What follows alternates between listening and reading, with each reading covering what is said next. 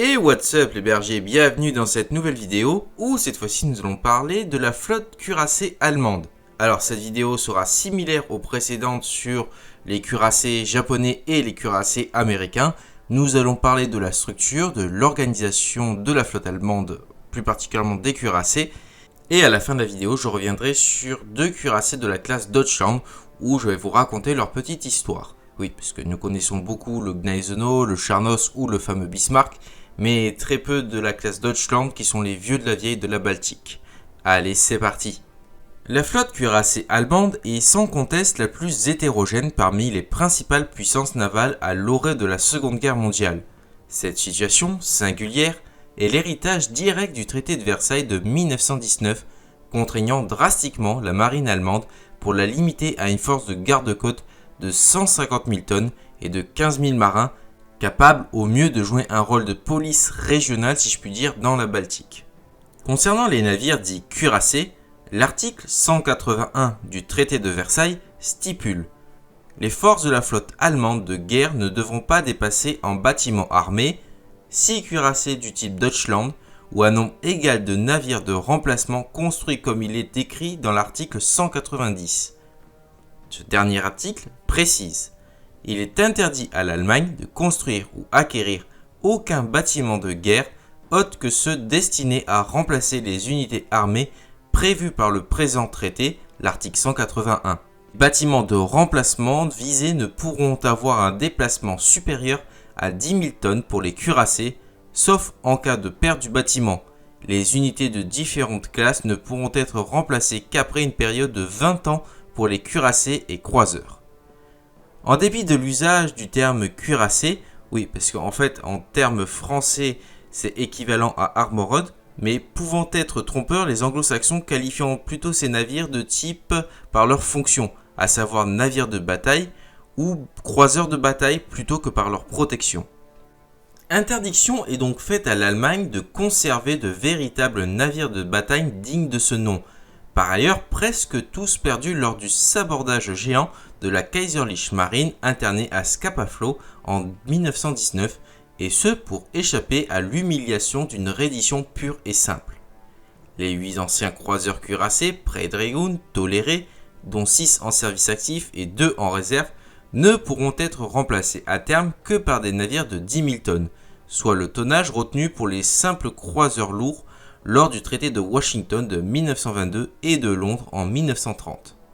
À l'orée de la guerre, en 1939, 2 de ces vieux navires de la classe Deutschland, partiellement modernisés, demeurent en réserve et vont être réarmés pour une carrière opérationnelle improbable mais prolongée jusqu'en 1945. Mais dès l'origine, la République de Weimar va chercher dans ce domaine, comme dans les autres, à contourner au mieux ces sévères restrictions. En 1929, est ainsi commandée une série de 3 nouveaux Deutschland de remplacement sur un modèle unique au monde préservant toutes les apparences de la conformité. Présentés comme des croiseurs lourds classiques, qui sera leur seule qualification à partir de 1940, 3 ambigus Panzerschiff, des navires blindés, présentés comme ne dépassant pas 10 000 tonnes, mais faisant en réalité autour des 13 000 tonnes, recèlent toutes les caractéristiques de mini-croiseurs de bataille, peu protégés, mais dont les 2 puissantes tourelles blindées triples de 28 cm, en lieu et place des 3 ou 4 tourelles de 200 mm généralement associées à ce type de navire, avec une vitesse de 28 nœuds, assurent de pouvoir affronter n'importe quel croiseur dans des conditions favorables. À ces vrais faux cuirassés intermédiaires viennent se greffer dans la seconde moitié des années 30 les premiers véritables navires de bataille qui, en dépit de leur petit nombre, mais par la seule menace qu'ils représentent, jouent pendant la guerre un rôle plus qu'efficace que leurs nombreux et puissants devanciers impérieux. En 1935, et conscient de la caducité des conditions du traité de Versailles et de l'impossibilité de contenir la croissance de la Kriegsmarine, la Grande-Bretagne choisit de l'encadrer en prenant unilatéralement et aux grandes dames d'ailleurs du gouvernement français une décision lourde de conséquences. Négocier avec l'Allemagne un accord bilatéral autorisant à Berlin un réarmement naval à la hauteur de 35% des 1 200 000 tonnes de la Royal Navy, soit environ 420 000 tonnes de navires, et par contre-coup une quasi-parité avec la flotte française. De cette libération, si on peut dire, dont Londres calcule cyniquement qu'elle saturera les chantiers navals allemands au cours de la décennie suivante, sans porter atteinte à sa suprématie et en lui laissant tout le loisir de réagir au coup par coup, Berlin tire alors très rapidement les premiers fruits en mettant en chantier notamment 150 000 tonnes de navires de ligne, soit 2 croiseurs de bataille de 32 000 tonnes, les Scharnhorst et Gneisenau, suivis de 2 cuirassés de 42 000 tonnes, les Bismarck et Tirpitz, comptant parmi les plus puissants de leur époque. Alors, la légende a souvent exagéré la puissance des 2 Bismarck qui sont en réalité des navires de conception ancienne, qui remontent à la Première Guerre mondiale et non exemples de défauts. Il n'en reste pas moins les seuls navires allemands capables de rivaliser avec l'ensemble des navires de ligne alliés, les Scharnhorst et Gneisenau, par ailleurs excellents, souffrant d'une artillerie comparativement plus faible. À l'orée de la Seconde Guerre mondiale, les ambitions de la Kriegsmarine sont infiniment plus élevées. Par le plan Z est prévu entre autres la construction à l'horizon de 1945 de 6 cuirassés classe H, des sortes de super Bismarck avec une artillerie de 40 cm, ainsi que 3 autres croiseurs de bataille, des Scharnhorst améliorés dotés de pièces de 38 cm et de 12 croiseurs cuirassés classe P prenant la relève des 3 Deutschland. 2 cuirassés classe H sont déjà en chantier à Hambourg et Brême à l'été 39, lorsque la guerre, qui éclate en septembre, vient rappeler les impératifs matériels à une Allemagne dont les ressources sont comptées.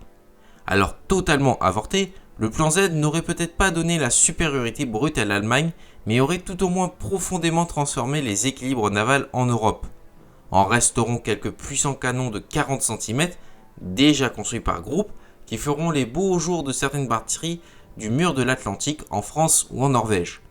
Quant à la petite force cuirassée effective de la Kriegsmarine, organisée autour des jumeaux Scharnhorst et Gneisenau et successivement du Bismarck puis du Tirpitz, véritable épouvantail pour la Home Fleet, elle sera peu à peu détruite au cours de la guerre, mais non sans avoir joué un rôle sans doute plus déterminant que la puissante flotte de l'Empire allemand de 1914-1918, notamment lors de la conquête à l'abordage de la Norvège en 1940, en représentant pendant presque toute la guerre une menace réelle ou latente sur les lignes de communication alliées, complétant ainsi celle des U-boats. Et comme promis, je vais vous parler du coup de la classe Deutschland, qui sont les vieux de la vieille, comme je vous ai dit, de la Baltique. Les vieux navires de la classe Deutschland, croiseurs cuirassés pré-Dragoon de 13 000 tonnes en service depuis le début du siècle dans la marine impériale, ne paient pas de mine comparativement aux autres navires de cette catégorie. Déjà irrémédiablement obsolètes en 1918, ils représentent toutefois les navires les plus puissants laissés gracieusement à la disposition de la minuscule marine de Weimar par le traité de Versailles afin d'assurer la surveillance côtière du pays. Outre le Hanover, qui sert uniquement de navire cible et qui ne sera ferraillé qu'en 1944, 2 bâtiments, les Schleswig et Schleswig-Holstein, sont maintenus en service faute de mieux, en moyennant plusieurs modernisations successives jusqu'en 1936. Convertis en navire-école, peu avant le déclenchement des hostilités, ces vétérans du Jutland vont néanmoins servir pendant presque tout le conflit et montrer une certaine utilité dans le contexte des eaux étroites de la Baltique. Ainsi, mouillant comme invité avec des guillemets au port de Danzig, le Schleswig-Holstein a le douteux privilège de tirer les premiers coups de canon de ses pièces de 28 cm contre l'arsenal polonais de la Westerplatte à 4h47 le 1er septembre 1939. Il participe par la suite, bientôt rejoint par son sister ship, à d'autres opérations d'appui-feu sur les positions littorales encore occupées par les Polonais. Les 2 navires participent également à la campagne d'avril 1940. Le Schleswig constitue l'escorte du groupement Est de l'amiral Karls, appareillant de Swinemund, tandis que le Schleswig-Holstein est à la tête du groupe de transport débarquant à proximité de Copenhague dans la matinée du 9 avril. Après l'invasion du Danemark et de la Norvège, les 2 navires sont relégués à des tâches secondaires. Le Schleswig sert quelques mois dans la Baltique comme brise-glace pour faciliter les opérations sous-marines et comme escorteur pour les mouilleurs de mines avant d'être reclassé en casernement flottant en 1942. Le Schleswig-Holstein reprend quant à lui ses fonctions d'instruction comme navire amiral de la flotte d'entraînement. Fin 1943, il est question de les remettre en service actif en profitant de leur chaudière encore partiellement à charbon, dans un contexte de pénurie d'essence généralisée. Puissamment renforcés en DCA, les 2 navires servent à la défense du port de Copenhagen et à l'escorte des convois de la Baltique. Le 18 décembre 1944, le Schleswig-Holstein est touché par plusieurs bombes d'avions alliés et immobilisé. Sabordé à l'approche des soviétiques, il semble qu'il ait été renfloué après la guerre et utilisé comme navire cible dans le golfe de Finlande jusqu'au milieu des années 1960. Quant au Schleswig, évacué sur Swinemund en avril 1945, il heurte une mine et s'échoue le 3 mai avant d'être sabordé et volontairement torpillé pour échapper à la capture. L'épave sera alors ferraillée quelques années plus tard. Et voilà les bergers, c'est la fin de la vidéo. J'espère qu'elle vous aura plu. Si c'est le cas, n'hésitez pas à vous abonner, partager et liker la vidéo, ça me ferait extrêmement plaisir. Et sur ce, je vous dis à ciao, bonsoir.